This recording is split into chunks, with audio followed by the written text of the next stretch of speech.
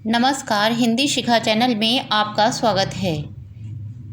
आज हम प्रश्न के अंतर्गत चर्चा करेंगे भारत वर्षोन्नति कैसे हो सकती है।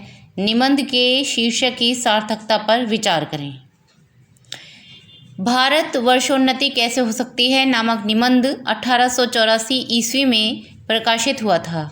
यह निबंध भारतेंदु हरिश्चंद्र द्वारा बलिया के दादरी मेले में दिया गया एक भाषण था और यह दिसंबर 1884 के उनके पत्र हरिश्चंद्र चंद्रिका के अंक में प्रकाशित हुआ था। भारत वर्षोन्नति कैसे हो सकती है शीर्षक की सार्थकता। भारत वर्षोन्नति कैसे हो सकती है शीर्षक की सार्थकता भारतीय समाज की तत्कालीन रूढ़ियों, आलस्य और अंधविश्वासों पर प्रहार करते हुए एकता, शिक्षा, श्रम, आत्मनिर्भरता और स्वदेशी के माध्यम से राष्ट्र की उन्नति का मार्ग प्रशस्त करने की दिशा में लेखक भारतेंदु हरिश्चंद्र की गहरी चिंता व व्यापक चिंतन को प्रदर्शित करता है। यह शीर्षक तत्कालीन भारत की वास्तविक स्थिति का सजग प्रमाण है और भविष्य की इस दिशा निर्धारित करने हेतु एक साहसिक आह्वान है। बार बार हम कह रहे हैं तत्कालीन भारत की स्थिति। 1884 दिसंबर 1884 को यदि आप जाएं, ऐतिहासिक तथ्यों में जाएं तो आप जानेंगे कि तब भारत स्वतंत्र नहीं था। भारत ब्रिटिश शासन के अंतर्गत था, हम उनके गुलाम थे। भारत कब आज़ाद हुआ? 15 अगस्त 1947 को। तो यह शीर्षक तत्कालीन भारत की वास्तविक स्थिति का सजग प्रमाण है और भविष्य की दिशा निर्धारित करने हेतु एक साहसिक आह्वान है। इस निबंध के मूल भाव कुरीतियों को त्याग कर शिक्षित होकर एकता और सहकारिता से आत्मनिर्भर बनने की प्रेरणा है। शीर्षक की सार्थकता को सिद्ध करने वाले मुख्य बिंदु, अब हम इन पर विचार करेंगे। सबसे पहले समकालीन वास्तविकता का सजीव चित्रण। यह शीर्षक तत्कालीन भारतीय समाज की वास्तविक स्थिति को दर्शाता है, जहां भारत के निवासी आलस्य, समय का दुरुपयोग व पतनशील जीवन शैली से ग्रस्त थे। दूसरे नंबर पर जो मुख्य बिंदु आता है शीर्षक की सार्थकता से संबंधित, वह है उन्नति व विकास की दिशा का संकेत।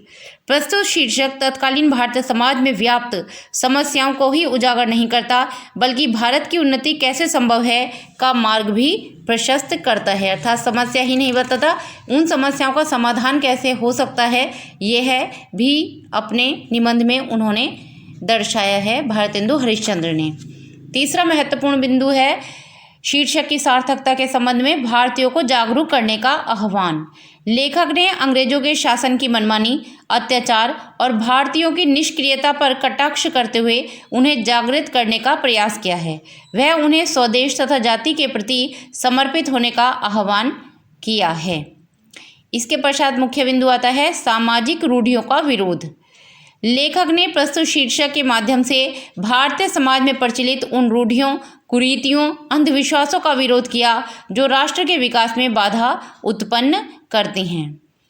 अगला बिंदु है आत्मनिर्भरता का संदेश। यह शीर्षक भारत वर्षोन्नति कैसे हो सकती है।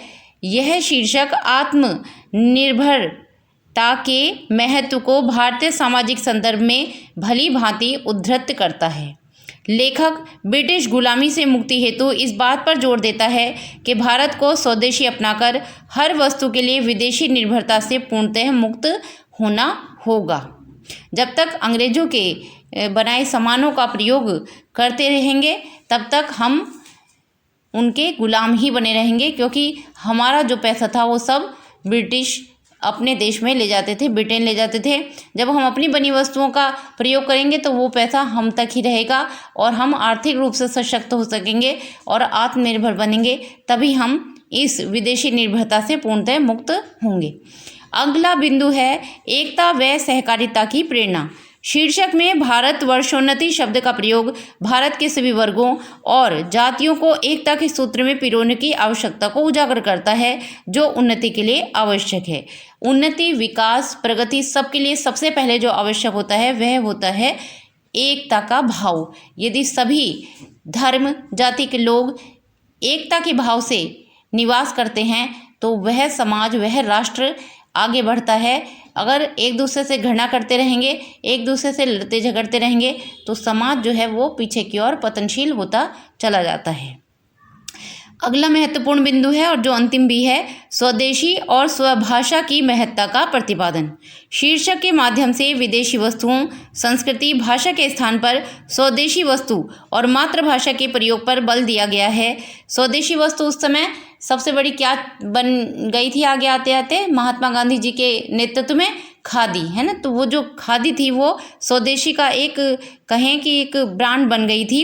तो उसी के लिए शुरू से प्रयासरत थे हमारे जो साहित्यकार भी रहे, हमारे जो क्रांतिकारी भी रहे, हमारे जो स्वतंत्रता संग्राम के सेनानी भी रहे, जिन्होंने ये पूरा जो आंदोलन जिन्होंने लड़ा है।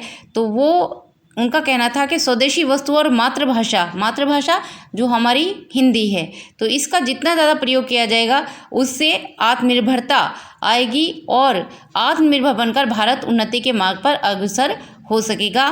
निष्कर्ष रूप में कह सकते हैं कि भारतवर्ष उन्नति कैसे हो सकती है शीर्षक न केवल प्रासंगिक है, बल्कि यह उस युग की यथार्थ परिस्थितियों को उजागर करने और भारतवासियों को एक सूत्र में बंधकर राष्ट्र की उन्नति हेतु समर्पित होने के लिए प्रेरित करने का एक शक्तिशाली माध्यम भी है। अतः भारतेंदु हरिश्चंद्र ने अपने इस निबंध के माध्यम से जो भारत के जो निवासी थे उनके जो अवगुण थे उन्हें दूर कर, समस्याओं को उजागर कर, समस्याओं को दूर करने का एक प्रयत्न किया, अपनी ओर से कुछ सुझाव रखे। तो यह जिस समय पर 1884 में जब ये प्रकाशित हुआ, उस समय जो भारत जो गुलामी में था ब्रिटेन की, उससे मुक्ति और भारत की प्रगति को पूर्णतः एक समस्या को समाधान की ओर ले जाने वाला निबंध रहा है। आशा है आपके लिए यह जो प्रश्न का जो उत्तर हमने प्रस्तुत किया है वह आपके लिए सार्थक होगा। आपके लिए